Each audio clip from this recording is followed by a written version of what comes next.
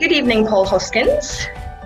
Hello. Thank you so much for joining me this evening. It's a rare evening call for me because normally I'm in bed by 7:30. But being the night owl that you are, we have so delighted to have co-founder of Everyhow, Paul Hoskins, with us today to continue my Candid Conversations series. Tell us a little bit about your background, Paul, a little bit about what you're doing now and a little bit about what's brought you here.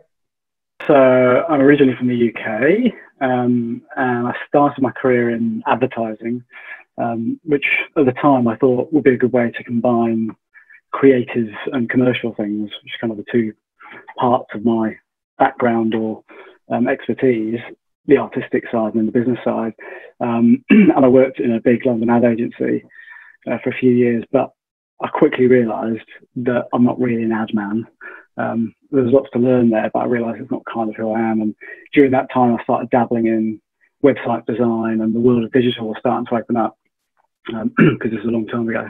And I kind of decided that I'd rather be doing that. And I liked the idea of getting involved in product design, even though it wasn't called that then. And I ended up shifting out of advertising, and I cut my digital teeth working for a big software company for about 6 years. And that I suppose educated me in the ways of, working for a big corporate, and also lots of facets of digital, from management of digital things to the design side of it. And then I moved to Australia about 12 years ago, and over the past 12 years I've worked both client side and consultancy side. Client side has been in like the finance, health and e-commerce sectors, and then agency side I worked for Interbrand, a big branding consultancy in the field of branding, marketing, experience design across a whole range of industries, lots of different clients, which is fascinating. But so that bookended my experience and career, really, because I kind of started in advertising, then ended up back in consulting, and it was good coming back after the journey I've been on, working in a few different industries. But I think then I knew I was getting closer to doing something for myself. And just before I started Everyhow, I also spent some time teaching user experience design and digital product strategy, and working in and around the tech startup space. And I guess it helped me learn a few new things about myself and realise that I really wanted to get stuck into doing my own thing. And I started Everyhow in 2018 with another English guy called Nick Davis, who I worked with at Interbrand years before. And I guess the rest is history. The last couple of years, we've been running at pace, and we've been doing some really interesting work and projects with a range of different organisations, likes of Deakin University, Telstra Foundation, which is the philanthropic arm of Telstra, Zero, Beyond Blue, City of Melbourne, and Origin, not the energy company. There's a youth mental health research organisation called Origin. And we're actually really fortunate to have quite a few long-term engagements with some really amazing small businesses, which is probably the bit that gets me going and excites me the most, because when you're working closely with the founders of a business, it has a different sort of feel to it. So we work with a boutique architecture firm, a creative agency in Canberra, and we are incubating, if you can call it that, an early stage tech startup. So we've kind of got a founder of an early stage startup working very closely with us, and we're providing our guidance and coaching and all those sorts of things to help get that product off the ground. So it's pretty diverse, all the things I'm doing now, but it's a culmination of all the stuff I did in the career, I think. Amazing.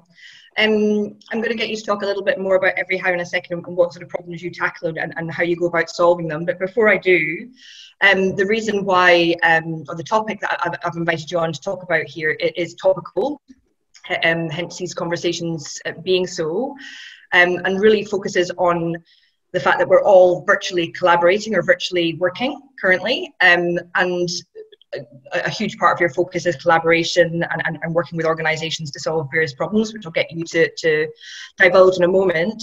but it's such a challenge for so many people. And so tell us a little bit about what Everyhow does and what problems it solves and how collaboration features. And then we'll talk a little bit, I'll pick your brains about the tips and hints you've got to make collaboration virtually still effective. Yeah, cool, sounds good.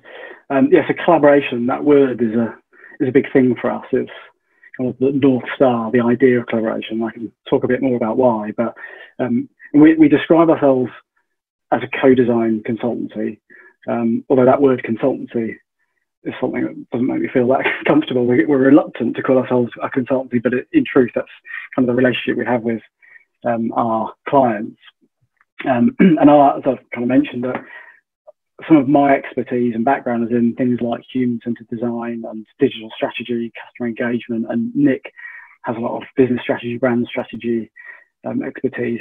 But the idea of collaborating and a methodology for collaboration is actually at the heart of what we provide to clients. So that approach can actually be applied to any or number of challenges, not just those kind of subject matter areas that I just described. And it all came about because of our time in consultancies. Nick and I are both pretty frustrated about the failures of the classic consultancy side problem solver proposition. You've got agencies and consultancies who are revered as the people that come in and solve everything for businesses. And I do understand the need for that, particularly in very specialised domains. And there's often a gap in capacity, resources, capabilities inside businesses. But I think whilst that might be the case in some instances, I think it doesn't work largely, or the consultancy model doesn't work because consultancies rarely have all the answers, and their perfect solutions that they often deliver from a strategic point of view often look good on paper but then fall over in execution. And that's because they don't respect the people that are involved in the businesses that have to actually deliver them. When I was working in client side, the likes of Medibank and big organisations, they bring in the big gun consultancies, and we get delivered a huge PowerPoint presentation that would tell us exactly what the future must look like. And it all looked good on paper, but no one really knew how to apply it or do anything with it, and no one felt any sort of attachment to it. It was just kind of rammed down our throats, and we were told that's the answer. So that has fueled, I guess, our desire to do something a bit differently, and the idea of collaborating is right at the heart of that. Yep. The other side of this is that I think in my time in working in corporates and agencies, I've noticed that the idea of strategic thinking is seen, or the discipline of strategic thinking is seen as something that's only practiced by a few people, the select few in organisations. And some businesses even structure themselves around that. There's people who think and people who do. Like there's even strategy functions, and they're allowed to do the thinking, and everyone else just has to get on with it and take their direction. And so when Nick and I were thinking about doing a different consulting model that respects the fact that consultants don't have all the answers, we started also asking questions like, why isn't everyone valued for the diverse thinking that they can bring to the table in an organisation? Like everyone, like from call centre all the way up to HR and the finance teams. And why do businesses outsource the things that matter most? If they're in the business of thinking, knowledge work, which a lot of the clients are that we work with, why are people so quick to outsource that? And are they missing an opportunity to utilise, engage and upskill their workforce to solve those problems? And we believe that's a better way of doing it. You can get better outcomes if you engage a lot of people. It's not just because collaboration is a feel-good thing. It actually can deliver much better outcomes.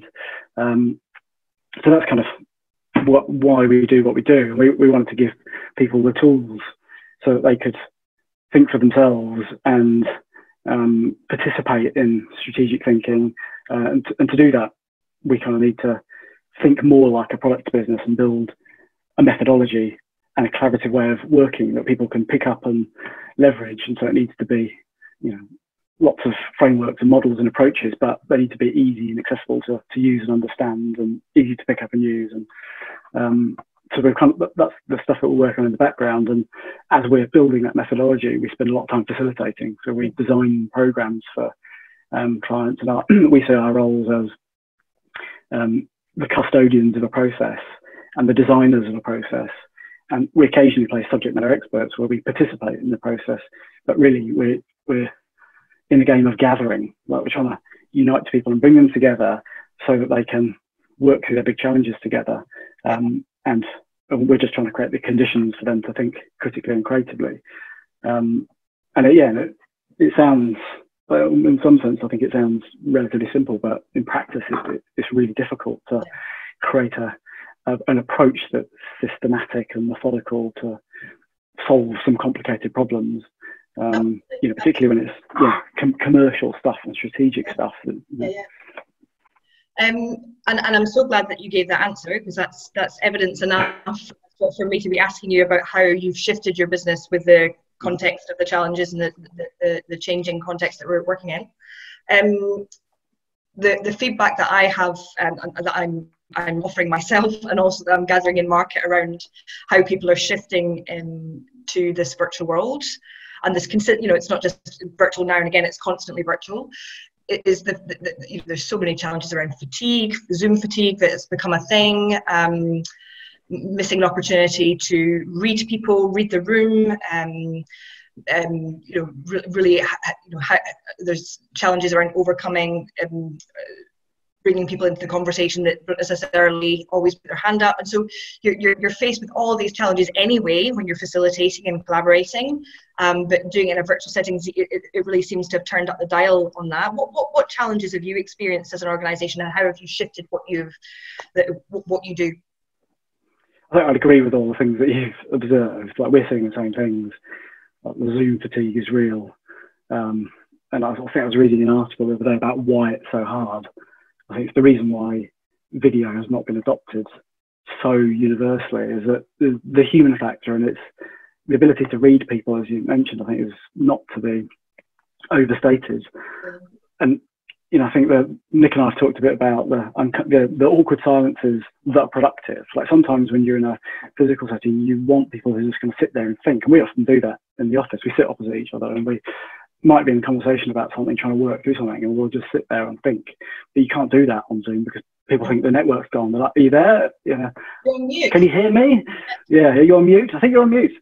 So there's all that stuff that means that the natural, subtle rapport and softer side of people kind of working together is just not there. It's really kind of you're on, and it's forced. And it's intense. It's so intense.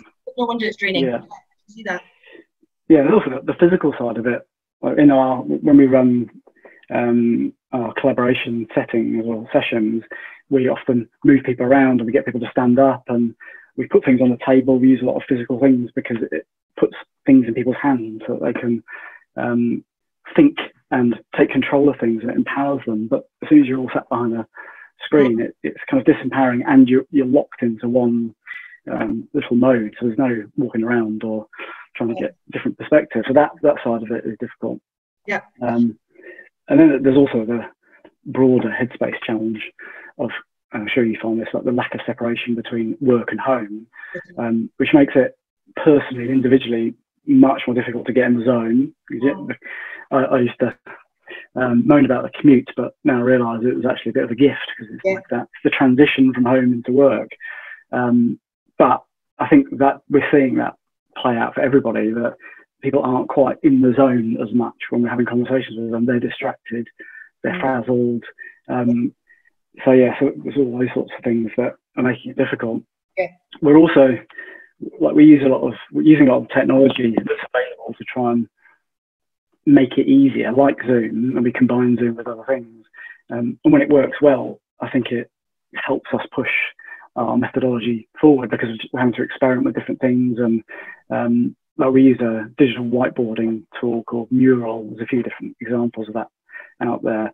And the tools themselves are good and productive and have benefits because they make the process more transparent than perhaps they would when we're running physical collaboration sessions, where we hold the keys to the process and we only give people stuff as and when. Whereas when we do a whiteboarding exercise, we map out the process on the whiteboard, and everyone can see it, and they can see it all building on the fly. So that's awesome, but the technology isn't good enough. So I think that's one of the bigger challenges we've noticed. Like, the technology is laggy. When you're trying to switch between different tools like Zoom and then a whiteboarding thing, and then you're sharing your screen and all those things, there's the slowness, and then there's people who've got different Wi-Fi connections and are breaking up, and we just talked about the muting challenge. There's like all this stuff that you just don't have in a physical world that has suddenly become for sure. The other thing, if I can continue, is probably around connected to the tools, and that's, I think there's way too much focus on the tools. Like, a lot of people are just trying to get up to speed with like the tools I just mentioned. Like Zoom's one. I think most people are probably au fait with video conferencing now, but tools like Mural, so a digital whiteboarding tool, it's not that hard to use, but it's new, and so whenever we have an we're working with different clients or different people, often there's a kind of upskilling part of the process. We go, this is this tool that you've never used before, you might have used, and this is how we're going to use it. And people are like, how do I zoom in and out? And where are you looking? And how do I add a post-it note? And so that's getting in the way. Like, we never had to invest time in explaining how a Sharpie works or a post-it note works. Like, it's just intrinsic. People know the premise of those things. So there's like a lot of time spent explaining stuff. And now, and the other side of this, I think, is that there's a million how to collaborate remotely webinars out there, and really they're just putting the tools at the center because there's so much demand. People going, how do these tools work, and how can it solve for my problems from before? But I don't think there's enough focused on how to actually run good collaboration sessions agnostic of setting, because I think some of the principles behind collaboration should work whether you're doing it virtually or physically. So I think there's too much emphasis on the tools, which means that anyone who's used the tool is suddenly an expert in remote collaboration, which it doesn't quite feel right, and there's probably some missed tricks in terms of getting people to work effectively together. Totally. But before we started recording, Paul, I was asking you, or you're offering sharing how you've moved from sort of 4-hour workshops, and that was sort of central in your approach to a differing thing. So tell us more about how you've shifted what you did pre-COVID to now. Yeah, so we used to, like in the physical world, we used to run sort of half-day collaboration sessions as a minimum, because we believe that it takes time to get people in the zone and to build the connection between people and the rapport and the energy engagement before you can then start like making inroads in a challenge. And so 4 hours felt like a good amount of time, and you can obviously have breaks within that and get people on their feet, and if it's run the right way, then it doesn't feel like a long period of time, and you can make a lot of progress in something. And we'd often do full days or 2-day things to go even deeper, whereas now that's just not it's not viable. Like, you can't really do that, so we're having to break it up into much smaller chunks. I think like the limit is probably 1.5 hours to 2 hours. 2 hours is pushing it. So that means we're doing little and often. Our cadence has changed. Instead of having a lot of prep for a big pivotal gathering where there's a lot of ceremony around it, and taking people sometimes off-site or into a different sort of setting environment where we can control how they behave and think and stimulate them in interesting ways. We don't have control over any of that. So people are in their homes and they're distracted, and we've only got a short amount of time. So we're having to be comfortable with not trying to solve as much in each session and let it play out over a number of time slots. Right. So that architect firm I mentioned before, we're doing a project with them, and we've got 3 sessions a week, and we're running that continually, where we have a check-in thing at the beginning of the week, and then a collaboration session on a Tuesday, and another one on a Thursday. But I believe that if we could have done it physically, we would be moving a lot faster and getting through a lot. So that's probably one of the big shifts. There's also probably the number of people is a thing that we've had to change. We used to have like a magic number of absolutely no more than 12 people in a workshop to make it really productive and to make sure that our role as facilitators is still a personal one. Once you get past about 12 to 15, it's suddenly like a mini conference, and the ability to build connection with people is eroded. But in the virtual world, that number comes right down. Like, it's between 5 and 8 for us, like maximum for effective collaboration, because I mean, you can't see what people are doing all the time, and you can't control their environment, and you can't control how distracted they are. We used to, at the beginning of every session, we used to say, right, these are the kind of rules of engagement. One of them is we're going to ask for your full attention whilst we're running through a lot of activities, and that means put your phone and your laptop aside. Obviously, we can't do that now because people are on their computers, and you know, I'm as guilty as the next person, like slyly looking at my email and whatever else as I'm supposed to be in a workshop. It's just way too distracting having all this stuff in front of you. So some of those things are making it difficult as well, and we're also having to, I think more deliberately about how we bring people on the journey. And I mentioned before about the challenges of the digital tools. We're having to educate people on the tools, and then because of the challenges of the tools, we're having to build a lot more contingency into the sessions. So we have to be prepared to pivot pretty quickly. Like if a tool goes down, or if someone's Wi-Fi goes down, or a video goes down, which happens in many of the sessions, we just have to think on our feet and come up with stuff, which you have to do as a facilitator, I think, in general. But it just feels like it's pretty likely to happen, and you've got to be ready for it. Yeah, for sure.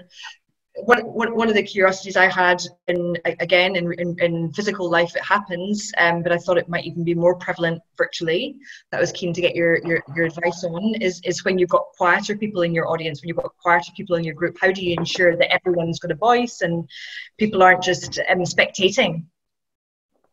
Yeah, that's a good question. We've kind of got our methodology is designed to try and steer into that and resolve that, because we believe in the power of diverse thinking. So if you believe in that, you've got to work out a way in which you give everyone a voice. And we've been really inspired by a book called The Art of Gathering, by a woman called, I think her name's Priya Patel, I don't know if I've got her surname right. The Art of Gathering. It's an absolutely brilliant book, and it talks about ways in which you can bring people together effectively, not just in a work context, but even like social gatherings. And some of the things that she talks about in that book, we've really applied, and they're things like making sure you choose the right people in your gathering, which I think a lot of time people invite people because they want to make sure that they're doing the right thing by stakeholders and engaging people politically, and making sure that everyone's there. But if you think back to the point I was making before about the sweet spot in terms of numbers, less is more, unless you're doing a conference type thing.